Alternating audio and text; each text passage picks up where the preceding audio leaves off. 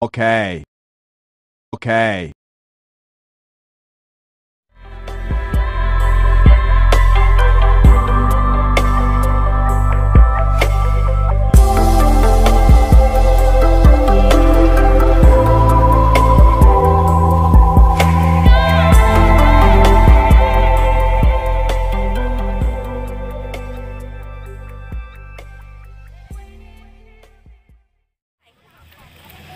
Chưa trốn hồi đi nữa với nó nè.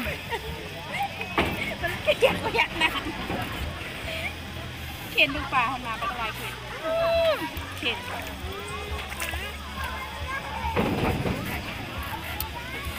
chưa trốn hồi đi nữa với rồi tụi nó nè.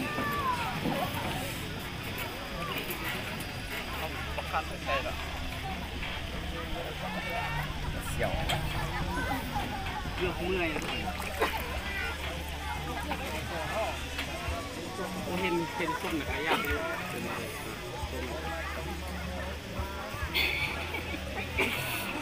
Giác kinh đấy nọ tụi bà này nó trốn hằng nữa anh chỉ cá hằng đi nữa đi chân chạy lúc lúc rồi đó. Sao lắmเอาสลีมาโยนอีกดูโยนใกล้ๆนี่ มันปันได้ยังปากเป็นใช่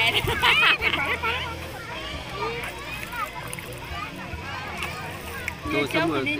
มอให้มัดได้เนาะมีตัวน้อยตัวใหญ่ตัวไหนก็สมงมมี ปากเป็นละว่า เดี๋ยวป้าได้นะต้องชาเด้อโอ้ตื่นนอนต้องมาตื่นเลย ต่อมาปล่อยเด้น้องแบบน้องอนุรักษ์นี่ มันเป็นป่าธรรมชาติป่ะ บ่เขามาปล่อยปากปล่อย ปากเป็น 2-3 หมื่นตัวน้องน้อยนี่สิมันก็เป็นแผ่นเลยก็เนาะหมื่นเป็นแสน2-3 แสนตัวบ่วักทั่วน้องนะ เจ็ดโลกนี่เด้อ เป็น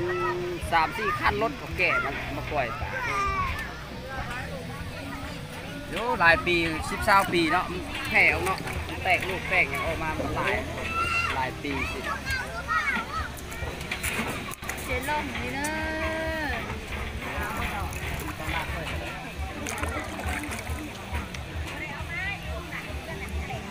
ซิมมันได้มาในแกะเกลือปลาไปเลยลูกกินก็ได้เนาะเนี่ย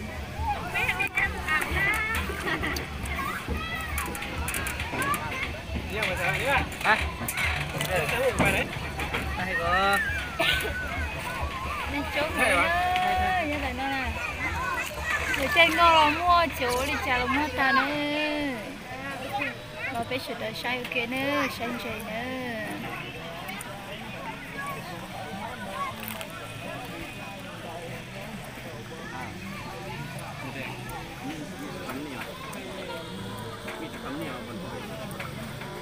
บร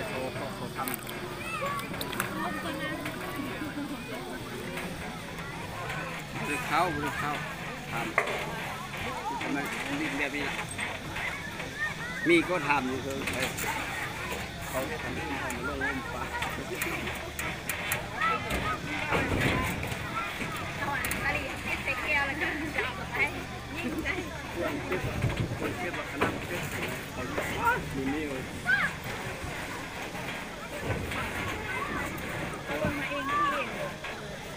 ว่ามีคนเรียกคน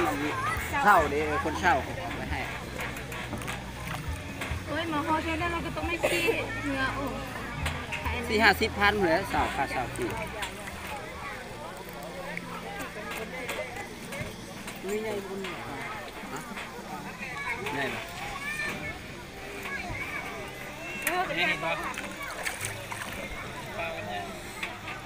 ปลาอย่างกัน ปลาปากเป็น ปลาเป็นแมนได้บ่ ปลา ตุ๊กตามันตัดไปดิ ปากเป็น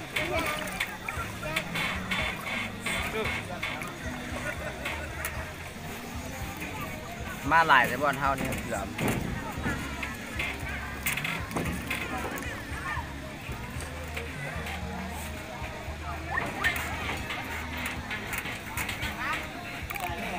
ด้วย